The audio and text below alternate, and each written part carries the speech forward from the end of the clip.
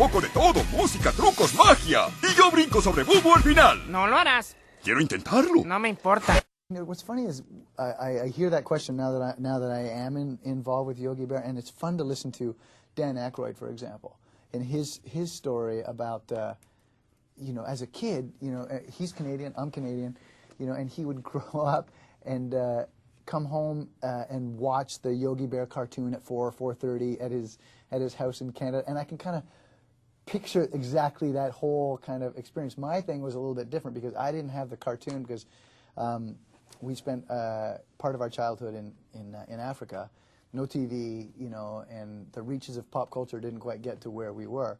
However, we had this Hanna-Barbera cartoon book, and it was so I thought, you know, we had it in our library, and I thought like the Yogi Bear was just simply this, you know, it's this book, you know, and the illustrations of Yogi and Booba, and there's about 7 stories or so on, you know. And then when we came to North America and I saw that cartoon, I was like, these cartoon guys are ripping off the book. I don't know if the book people know about this, but these guys are stealing from them. But anyway, so that was my first introduction to it. And what's funny is that now that I'm involved with it, I find like there's this real universal appeal. We shot in New Zealand. I'm Canadian. You go up there, or wherever you go, you tell people, yeah, I'm involved with this Yogi Bear movie, and everybody's giving you the, hey, boo boo. They show off their, you know, they do their big Yogi Bear impersonation, but everybody seems to know about it, and they seem to like it, which is nice. Yogi, hay repercusiones por robar las canastas de picnic de la gente. He's a strong, good-looking man, I think. I think everybody would say that he's a chisel-jawed, macho stud. But what's funny is I don't see myself that way. You know, I'm just a guy. Anyway, back to your question. Ranger Smith, this is a guy, right, who, you know, the iconic Ranger, right, with a little bit pot belly, who's just like put upon by the antics of this crazy ne'er-do-well bear who never seems to learn his lesson, you know. It's a fun character to play because ultimately you're the straight man, but you get to participate in these crazy adventures anyway, you know, and you couple that with the fact that, okay, here's a guy who his dream job is what he has. He runs a park. He loves the great outdoors. You know, he has to contend with this bear, but you know, the bears, he can't help but love that guy anyway. And I think the Ranger is a nice mix of he's not the funniest or most entertaining or charismatic guy, and he's happy to be that way. He's just happy to be in his world, doing his job, and despite himself, enjoying the antics of Yogi and Boo Boo.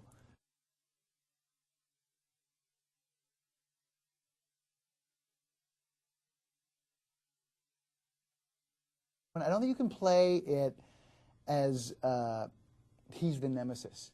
You know, I don't think you can play it as and especially in the beginning of the movie, I took pains to try and express that, you know what, despite himself, Ranger Smith is amused by Yogi. You know, when it's not the great travesty, when it's not the big end of the world, you know, really bad thing that Yogi can do, when it's the smaller thing, the picnic basket or what have you, it's more a question of like, I love the kid.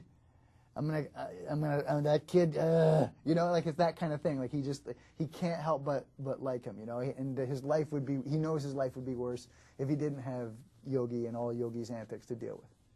¿Guardabosques mí? Sí. Inusual oso marrón. I couldn't stand Anna Faris because she's not talented or good looking, and I'm a shallow person.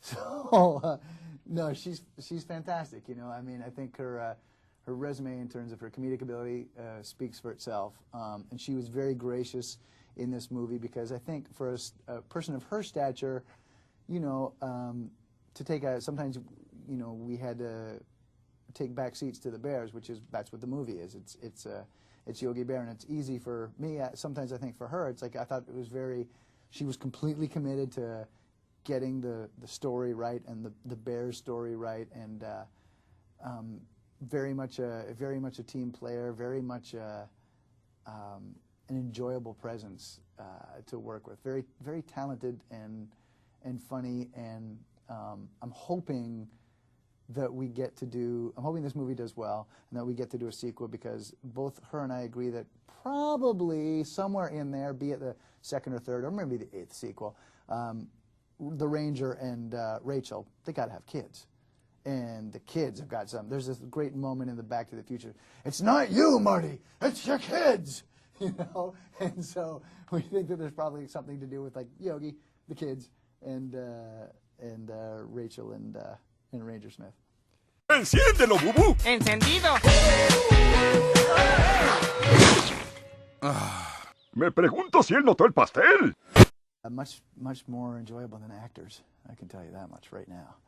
Don't really care for the actors. I'll have a tea, please. Get your own tea. What, are your legs broke? No, it was great. You know, it's funny to, like, occasionally we get asked, Anna and myself, you know, and Nate and TJ and Andrew get asked, well, was it difficult? You know, was it hard to deal with, you know, they're not there? And it's like, ultimately, it's not really hard. I mean, you're just using your imagination the way you did when you were a child, you know, and I think the kids will get that instantly. You know, that it's just a question of pretending, of playing make-believe, you know, and for us to get the technical aspect right, you know, we were in the hands of a man, Eric Breivik, the director, who knew exactly what he wanted and could give us the cues when we found ourselves at a bit of a loss. In other words, he had storyboards and precise visual cues. He had like the movie kind of mapped out on a computer with kind of like 3D characters, and you could, if you couldn't quite understand the sequence, he could show it to you, you know. On top of that, we had 24/7, we had performers, New Zealand actors, to play both Yogi and Boo Boo throughout the entire rehearsal period, and then to rehearse with on set. So ultimately, you would rehearse with them, and then they would exit, and we would shoot it, but you had fresh in your mind exactly what you were doing. So it was sometimes occasionally a bit of a challenge to get the eye line right, but ultimately a fun challenge. And me personally, not having done a lot of it, I was glad I got to do it. Siempre tienes buenas ideas, Yogi.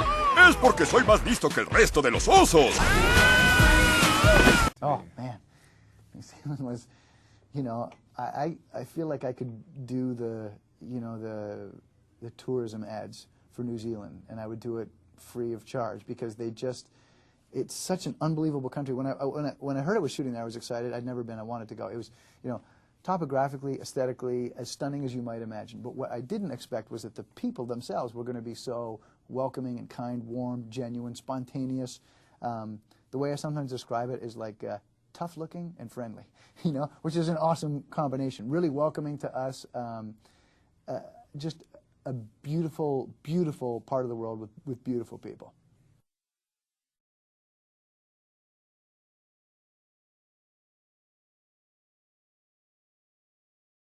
He's one of the great all-time yellers, I would say. Yeah. Now, he could not be more congenial. I think the thing that impressed me, maybe not the most, but just having done this for a while, you know, there's many and myriad ways that you can lose your temper as the man in charge of the set, and you cannot be blamed, be it weather or this thing goes wrong, or I've told you 10 times to do it this way, and now it's being done this way. And he never once lost his cool, and there's a lot of obstacles, a lot of pitfalls, a lot of different, you know, things thrown at him, and he never lost his cool. He set such a great example. And the other part about it was, ultimately, this movie succeeds on the strength of the Bear's performance, which ultimately, you know, he shepherds that. He's the steward of that performance, and so much of that comes from his technical expertise, but also his, you know, his artistic vision of what they're going to look like and how they're going to act. Like, comedy is not easy to do, and if it's a simple kind of like just a side and one line, it's hard enough to get that right sometimes, you know, with the live actor, and then to do it, you know, with a person voicing an animated, it's not easy. And I think it's to his credit that when you watch this movie, ultimately the things just disappear into character, and it's a fun story to watch, and it seems seamless, and it moves along at a great pace, and that's all his doing.